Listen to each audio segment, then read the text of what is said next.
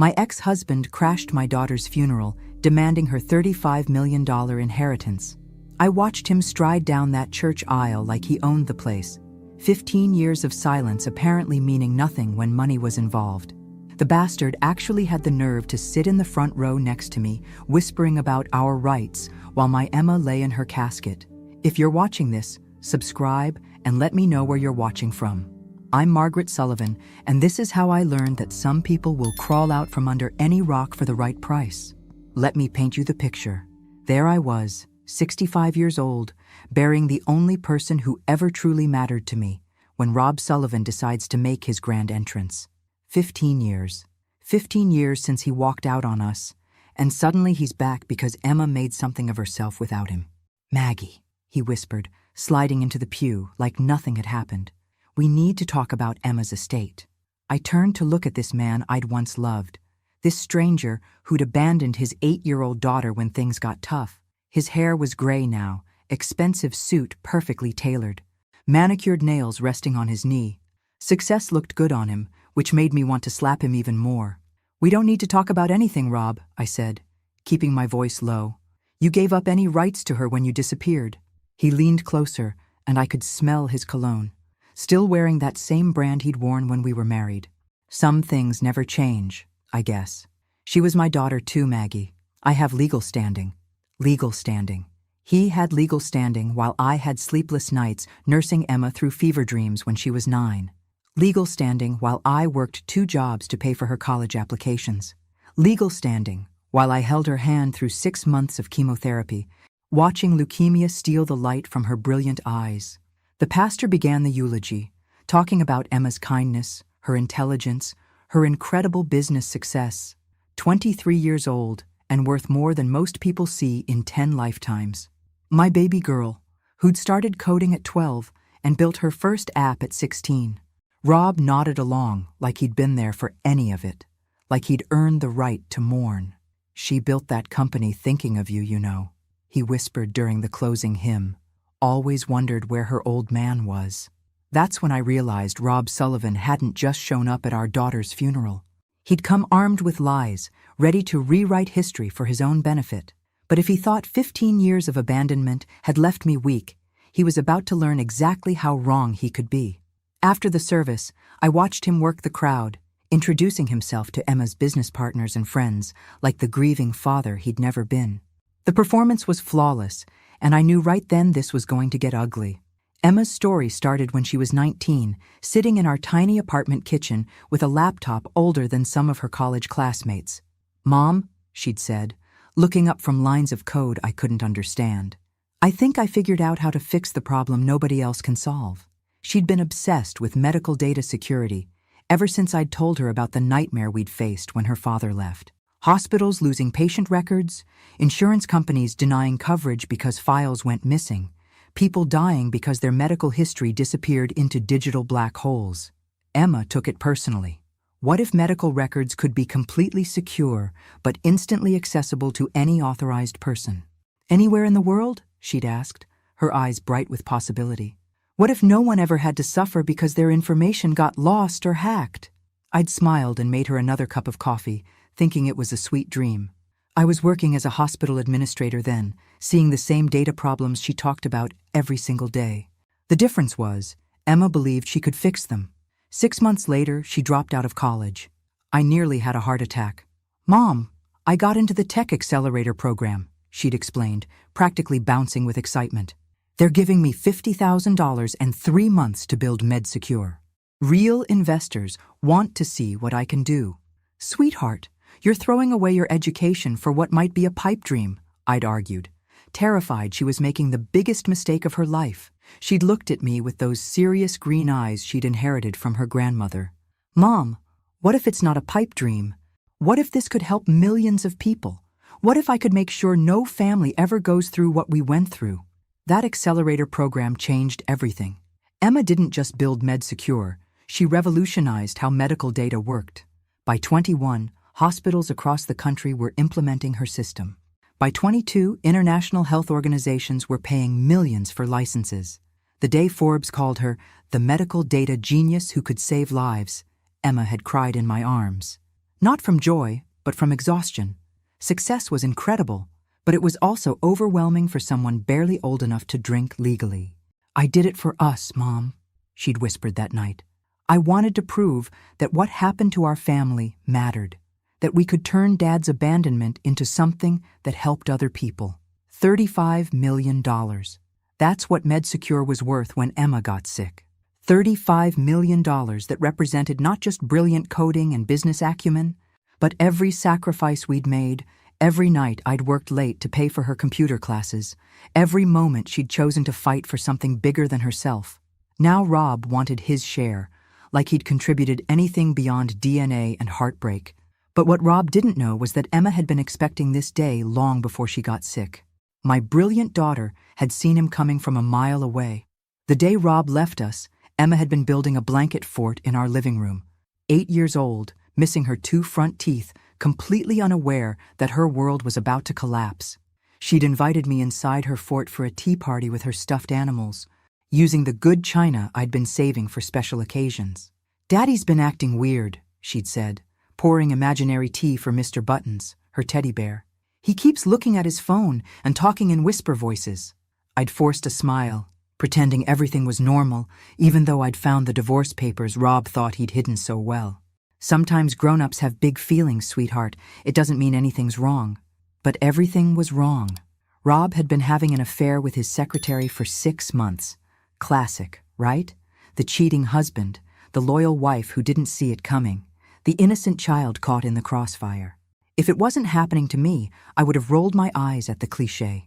"Maggie, we need to talk," he'd said, when he got home that evening, his voice already distant, already gone. Emma had run to hug him like always, and I'd watched his face carefully. No guilt, no sadness, just impatience to get through an unpleasant task. That's when I knew our marriage wasn't ending, because he'd fallen out of love with me. It was ending because he'd never really loved either of us at all. "Emma, honey, go play in your room for a few minutes," I'd said, my voice surprisingly steady. "Daddy and I need to discuss some boring grown-up stuff."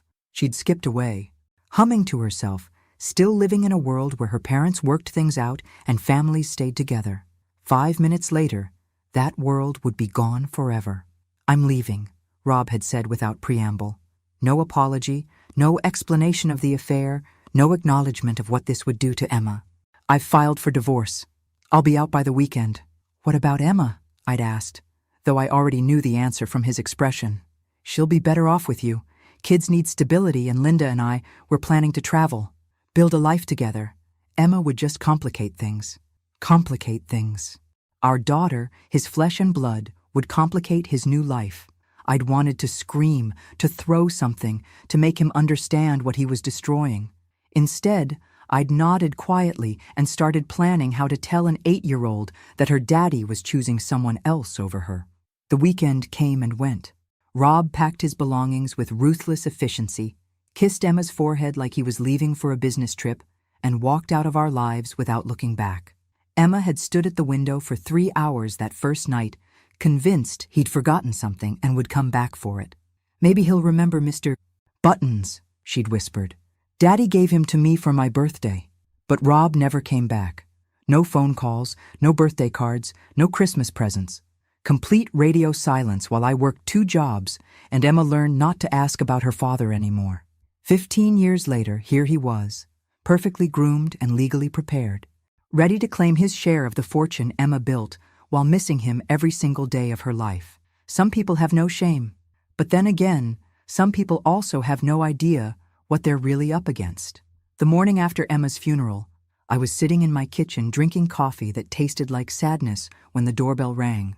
Through the peephole, I could see Rob standing on my porch with a thin man in an expensive suit carrying a leather briefcase. Lawyers. Of course. I took my time answering, finishing my coffee and checking my hair in the hallway mirror. Not because I cared how I looked to Rob, but because showing up looking like death would give him ammunition. I'd learned a long time ago that dignity was sometimes the only weapon you had. "Maggie," Rob said with his politician smile when I opened the door, "I'd like you to meet Thomas Mitchell, my attorney. We were hoping we could have a civilized conversation about Emma's estate." "How civilized can we be?" "Rob?" I asked, not inviting them in. You haven't spoken to Emma in 15 years, and now you want half her money? Thomas Mitchell stepped forward, all professional polish and legal intimidation. But something in his expression suggested he wasn't entirely comfortable with this case. Mrs. Sullivan, I understand this is an emotional time, but there are legitimate legal questions that need to be addressed. Mr. Sullivan maintains he has parental rights. Maintains? I repeated, catching the careful word choice. That's interesting phrasing for something that should be straightforward legal fact. Mitchell shifted slightly, and I caught Rob shooting him a warning look. The law regarding parental rights can be complex. We're here to discuss a reasonable settlement that avoids costly litigation. I stepped aside and let them into my living room, not because I wanted to, but because this conversation needed to happen somewhere private. Rob looked around at the modest furniture, the family photos covering every surface, the life he'd walked away from without a backward glance. You've kept it exactly the same, he said, sounding genuinely surprised. Even Emma's school pictures. Why would I change it? I asked. This was our home. Emma's and mine. The home you chose to leave. Thomas Mitchell opened his briefcase, but his movements seemed hesitant. Mrs. Sullivan, before we proceed, I need to ask, are you aware of any documentation regarding Mr. Sullivan's parental status? Any court orders or legal modifications? Rob's face went pale. Tom, we discussed this. My situation is complicated, but what kind of complications? I asked, sensing weakness. Mitchell looked between Rob and me, clearly uncomfortable. Mr. Sullivan, I think you need to explain the situation fully. I can't represent you effectively without complete disclosure. What situation? I pressed. Rob's confidence was cracking. Maggie, there were some legal proceedings years ago. When you were trying to get child support, I had to make some difficult decisions. That's when the pieces started falling into place. The way Mitchell had phrased, maintains he has rights instead of stating it as fact. The hesitation, the careful language, the obvious tension between lawyer and client. Rob, I said quietly, what exactly did you do to avoid paying child support? The silence that followed told me everything I needed to know. My ex-husband hadn't just abandoned Emma emotionally. He'd done something legal, something permanent, something that was about to destroy his inheritance claims completely. And his own lawyer was beginning to realize he'd been lied to. I think, Thomas Mitchell said carefully, closing his briefcase, that I need to conduct some additional research before we proceed further. Mr. Sullivan, we should discuss this privately. Rob was sweating now, despite the cool morning air. Tom, I explained that the situation was complex. We can work around any complications. Can we? Mitchell asked pointedly. Because if there are existing court orders that terminate or modify your parental rights, that fundamentally changes the legal landscape. I watched this exchange with growing satisfaction. Rob had clearly misled his attorney about the extent of his legal problems, and now it was coming back to bite him. What court orders? I asked innocently, though I was beginning to suspect what Emma had discovered during her illness. Mitchell looked at Rob expectantly. When no answer came, he stood up. Mr. Sullivan, I'm going to need you to provide me with complete copies of all legal proceedings related to your relationship with your daughter. All of them. After they left, with Mitchell looking increasingly unhappy and Rob desperately trying to maintain control of a crumbling situation, I sat back in my chair and thought about Emma's final months. She'd been so weak from chemotherapy, but there had been days when she'd rallied enough to work on her laptop. I'd assumed she was managing business affairs, but now I wondered if she'd been doing something else entirely. My daughter had always been thorough when it came to protecting the people she loved. The phone rang an hour later. Victoria Chen's name appeared on the caller ID. Margaret, I saw the news coverage of Emma's funeral, Victoria's familiar voice said. I'm so sorry for your loss.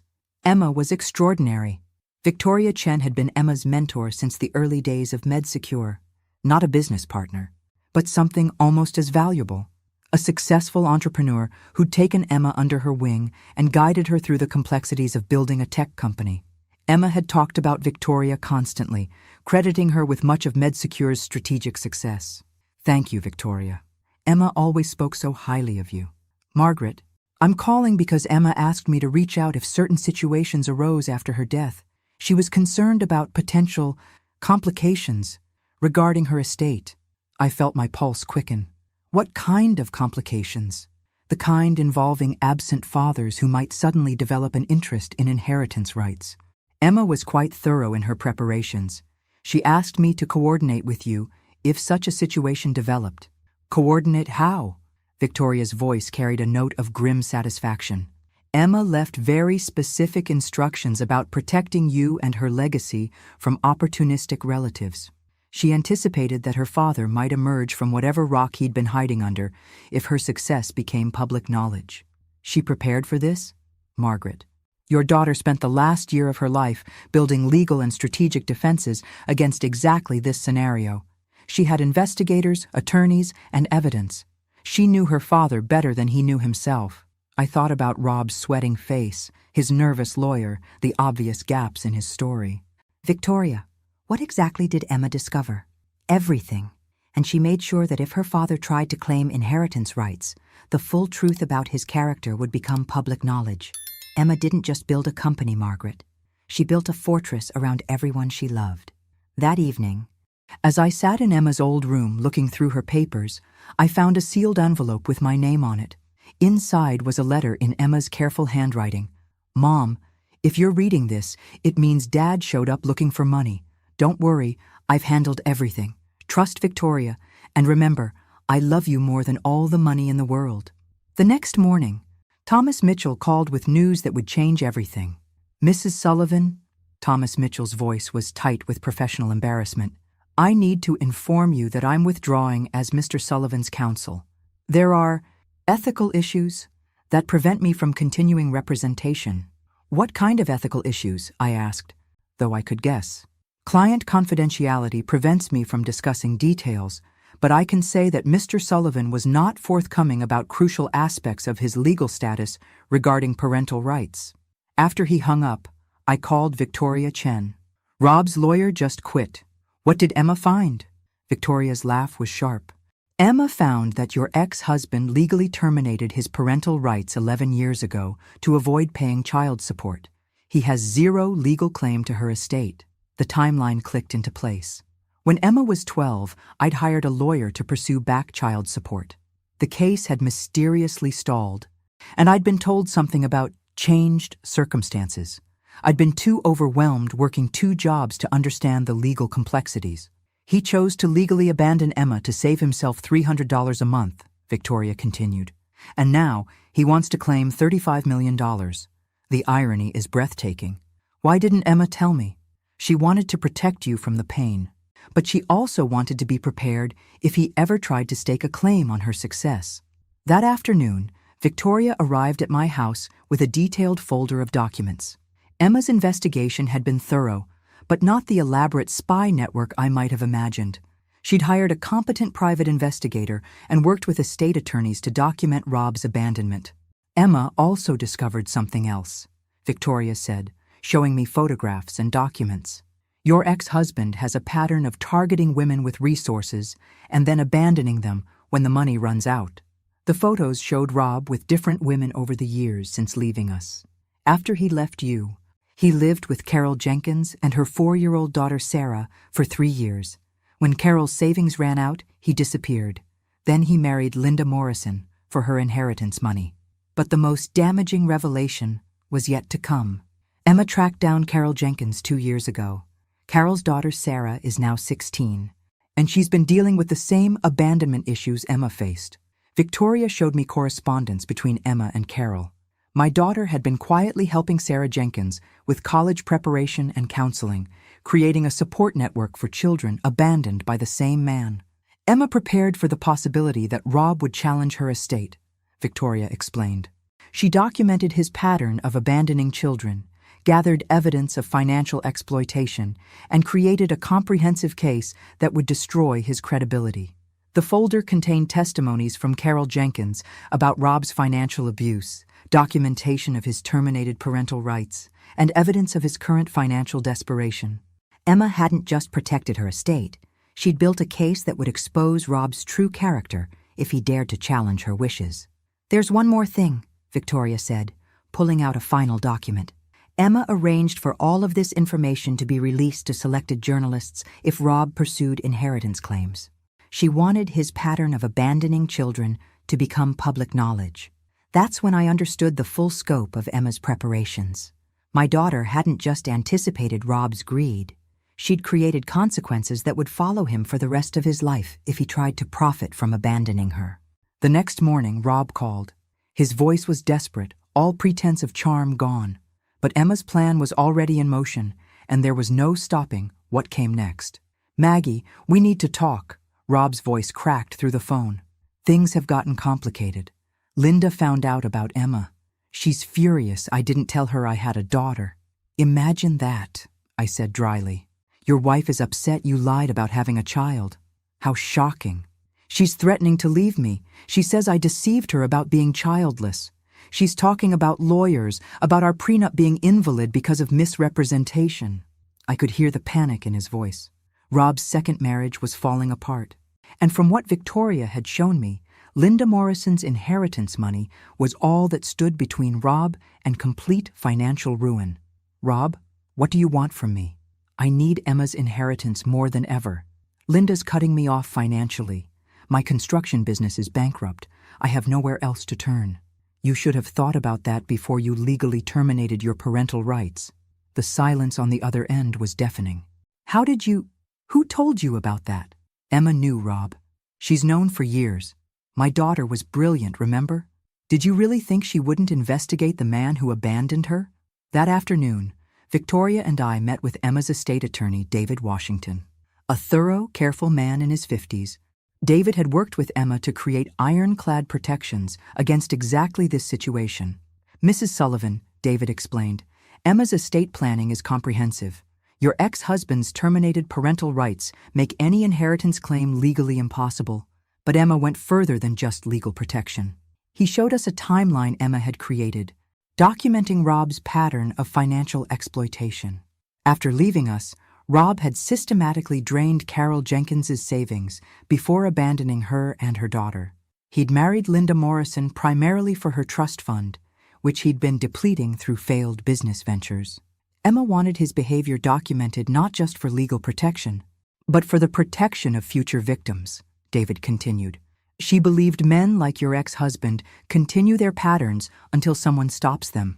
The plan Emma had created was elegant in its simplicity. If Rob pursued inheritance claims, the documentation of his abandoned children and financial exploitation would become public record through court filings. If he escalated with media attention or harassment, Emma had prepared even more devastating revelations. Emma also established a fund, Victoria added, to help children abandoned by absent parents. She specifically wanted Sarah Jenkins and other victims of your ex-husband's abandonment to receive educational support. That evening, Carol Jenkins called me. "Mrs. Sullivan, I wanted to thank you for what Emma did for Sarah. Your daughter reached out to us 2 years ago and has been helping with college preparation. I didn't know Emma had contacted you. She said she understood what Sarah was going through because she'd lived it herself. Emma helped Sarah get counseling and tutoring. She said girls who lose their fathers need other women to show them they're worth something." Talking to Carol was like looking into a mirror of my own experience. Rob had charmed his way into her life, played stepfather to her daughter, systematically depleted her resources, and then vanished when the money ran out. The hardest part, Carol said, was explaining to a 7-year-old why the man who'd been reading her bedtime stories suddenly didn't want to see her anymore. That night, I finally understood the full scope of Emma's legacy. She hadn't just built a successful company. She'd created a network of protection and support for people like us, the ones Rob Sullivan had used and discarded. And now, facing financial ruin and exposure, Rob was about to learn what it felt like to be abandoned by someone you thought you could count on. The news articles started appearing 3 days later, not through any elaborate media conspiracy Emma had arranged, but through simple public records requests that journalists made after Rob's bankruptcy filing mentioned potential inheritance disputes. "Construction company owner seeks inheritance from daughter he abandoned," appeared first in the local business journal. Then larger papers picked up the story. The terminated parental rights document became public record when Rob's new lawyer tried to file a challenge petition. Victoria showed me the coverage over coffee. Emma didn't have to orchestrate media attention. She just had to ensure that when Rob made his grab for money, The truth about his character would be easily discoverable. My phone had been ringing all morning. Reporters wanted statements about Rob's claims. I'd declined interviews, but the story was growing on its own momentum. Rob Sullivan, the man who'd legally abandoned his 8-year-old daughter to avoid child support, was now seeking millions from her estate. Linda Morrison called me directly. "Mrs. Sullivan, I'm Linda Morrison. I believe you knew my husband before I met him." "Yes, Rob is my ex-husband. I'm filing for divorce," Linda said bluntly. "I've discovered he lied to me about having children and has been systematically depleting my inheritance.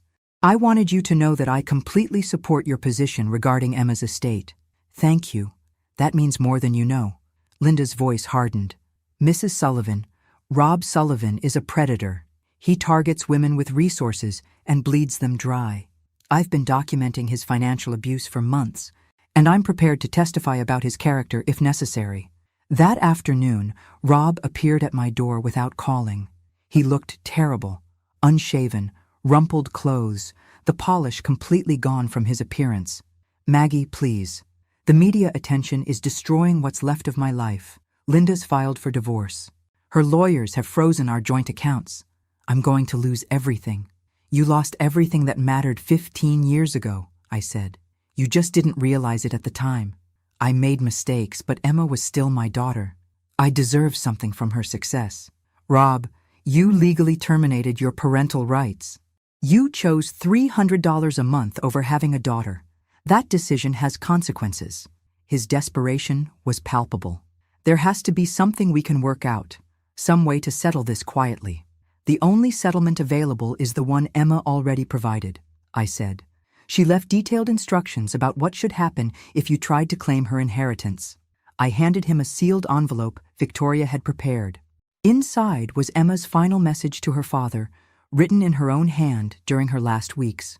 "To Robert Sullivan, you terminated your legal rights to me when I was 11 years old to avoid paying child support. You chose money over your own daughter then, and you're choosing money over her memory now. I have legally ensured you will receive exactly what you chose to give me over the past 15 years. Nothing." Rob read the letter twice, his hands shaking. "She really knew about the termination?" "She knew everything, Rob. About Carol Jenkins and her daughter, about your financial abuse of Linda, about every family you've destroyed, chasing easy money." That's when Rob finally understood he hadn't just lost an inheritance claim. Emma's documentation of his pattern would follow him for the rest of his life, but the story wasn't over. Emma had one final surprise that would ensure Rob could never do this to another family again. The call came from Carol Jenkins the next morning. "Mrs. Sullivan, I've been contacted by several other women who had relationships with Rob Sullivan over the years." "Other women?" "It appears your ex-husband has a more extensive pattern than any of us realized." Emma's private investigator found at least 4 women Rob targeted for their financial resources before abandoning them and their children. Victoria arrived an hour later with a folder of additional documentation. Emma's investigation had uncovered a trail of broken families stretching back to shortly after Rob left us. "Your daughter was very thorough. She didn't just document Rob's abandonment of Emma and Sarah Jenkins, she found a pattern of financial predation. The women had remarkably similar stories. Rob would charm his way into relationships with single mothers or women with inherited wealth. He'd play devoted partner and stepfather while systematically accessing and depleting their resources. When the money ran out, he'd disappear, often leaving behind confused children who'd bonded with him. Emma reached out to some of these women before she died, Victoria explained. She helped them understand they weren't alone and provided resources for counseling and legal support. That afternoon, David Washington called with news about Rob's latest legal maneuver. He's hired a new attorney who's trying to argue that his parental rights termination was coerced. They're claiming he was pressured into signing documents he didn't understand. Can they make that argument stick? Not with the evidence Emma compiled. The termination was voluntary, witnessed, and Rob had legal representation. But more importantly, Emma anticipated this exact argument. Emma had recorded a video deposition during her final month, specifically addressing the possibility that Rob might claim his rights termination was invalid. In clear, lucid testimony, She detailed how she'd discovered the termination documents and her father's pattern of abandoning children. Emma also arranged for Carol Jenkins and the other women to provide sworn statements about Rob's character and pattern of behavior, David continued. If Rob wants to challenge his terminated rights, all of this evidence becomes admissible. But Emma's masterstroke was yet to be revealed. She'd established not just a defense against Rob's claims, but a counteroffensive that would ensure he faced consequences for his lifetime of abandoning children. Emma set up a victims' advocacy fund, Victoria explained. If Rob pursued inheritance claims beyond the initial demand, the fund would finance a class-action lawsuit against him on behalf of all the children he'd abandoned. The fund had enough money to pursue Rob legally for years. Every child he'd bonded with and then abandoned could seek damages for emotional distress and the psychological impact of his desertion. Your daughter essentially created a legal trap, David said admiringly. The more aggressively Rob pursued her inheritance, the more devastating the consequences would become for him personally. That evening, Rob's new attorney called requesting a settlement conference. The desperation in his voice suggested they'd finally grasped the full scope of what Emma had prepared for them. But Emma had one final revelation that would end Rob's inheritance claims permanently and expose the true depths of his character to everyone who'd ever trusted him. The settlement conference took place in David Washington's office. Rob arrived with his new attorney, a younger man named Kevin Barnes who looked like he'd bitten off more than he could chew. My client is prepared to significantly reduce his inheritance claim in exchange for avoiding further public scrutiny, Barnes began carefully. Your client has no inheritance claim, David responded. His parental rights were legally terminated. This meeting is purely a courtesy. Rob looked haggard, wearing the same clothes from 3 days earlier. The media attention and Linda's divorce filing had clearly taken their toll. Maggie, please, I know I made mistakes, but there has to be something, some acknowledgement that I was Emma's father. You were her biological father, I said quietly, but you chose not to be her parent when she needed one. Barnes tried a different approach. Even if the parental rights termination stands, there might be grounds for a moral claim. Mr. Sullivan contributed genetically to Emma's intelligence and abilities. Victoria, who'd been silent until now, laughed out loud. Are you seriously arguing that Rob Sullivan deserves money because Emma inherited intelligence? From the man who abandoned her to avoid $300 a month? That's when David opened Emma's final file. Actually, there's something else we need to discuss. Emma's investigation uncovered information about Mr. Sullivan that goes beyond abandoning children for financial reasons. The room fell silent as David placed a stack of documents on the table.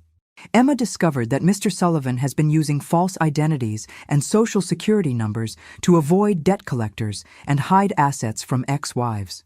Rob went pale. That's not... I never... The documentation is comprehensive, David continued. Credit applications under false names, bank accounts opened with stolen identities, tax evasion spanning multiple states. Emma's investigators found evidence of identity theft and fraud going back 12 years. Barnes looked like he wanted to disappear. This is the first I'm hearing of this. Emma anticipated that revealing Rob's criminal activity might be necessary to protect her mother from harassment, Victoria explained. She wanted to ensure that if Rob continued pursuing inheritance claims, law enforcement would become involved. The identity fraud evidence was devastating. Rob had been creating false personas to obtain credit and avoid legal obligations to his abandoned families. The Social Security fraud alone carried federal penalties that could result in years of prison time. Emma left instructions that if her father escalated his inheritance claims beyond initial contact, this evidence should be forwarded to federal prosecutors, David said.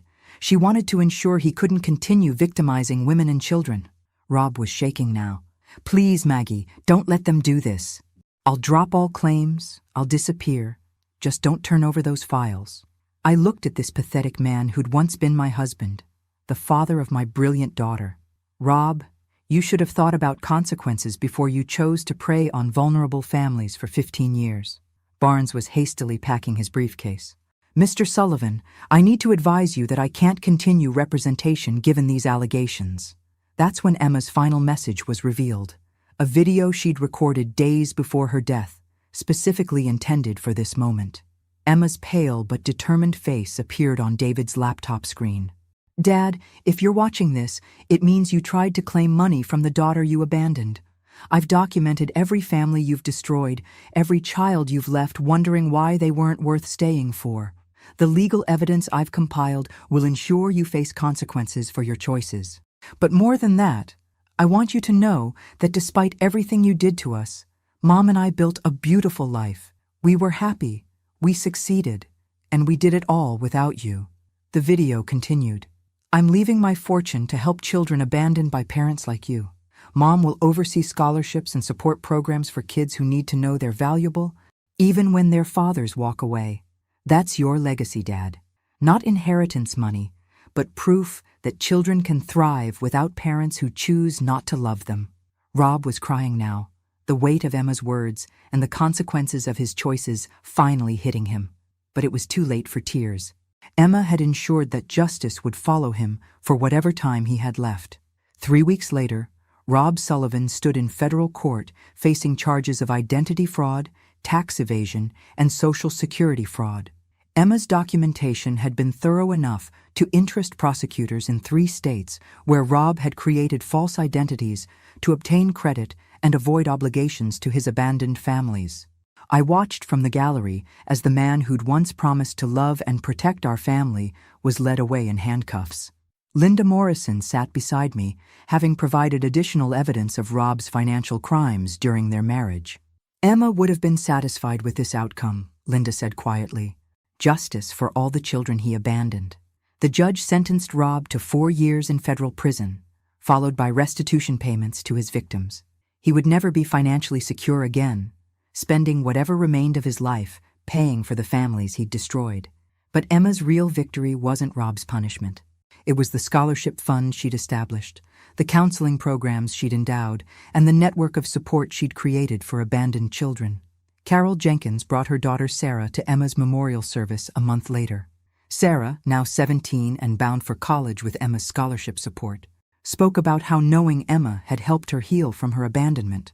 "Emma showed me that being abandoned by a father doesn't mean you're not worth loving," Sarah said. "She proved that children like us can build something beautiful from the broken pieces." Victoria and I continued Emma's work, expanding the foundation to help more families affected by parental abandonment. Emma's business success had given us resources, but her compassion had shown us how to use them. 6 months after Rob's conviction, I received a letter from him in prison. He apologized for abandoning Emma and asked for forgiveness.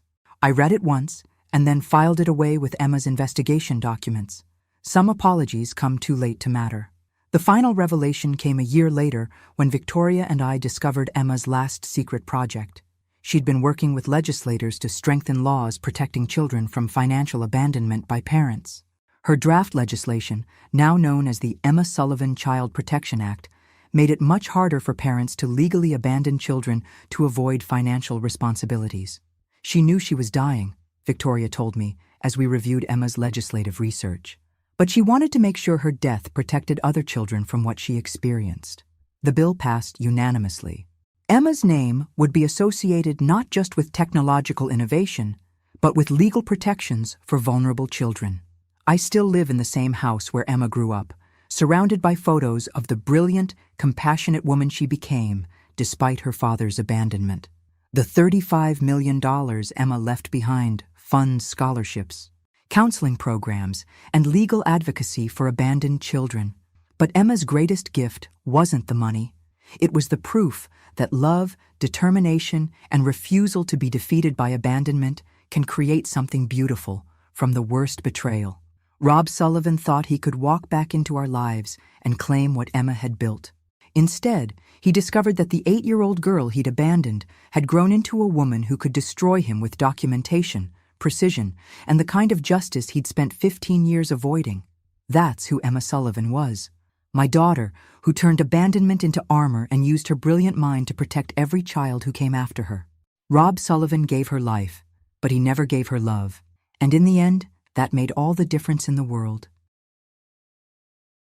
Thanks for listening. Don't forget to subscribe and feel free to share your story in the comments. Your voice matters.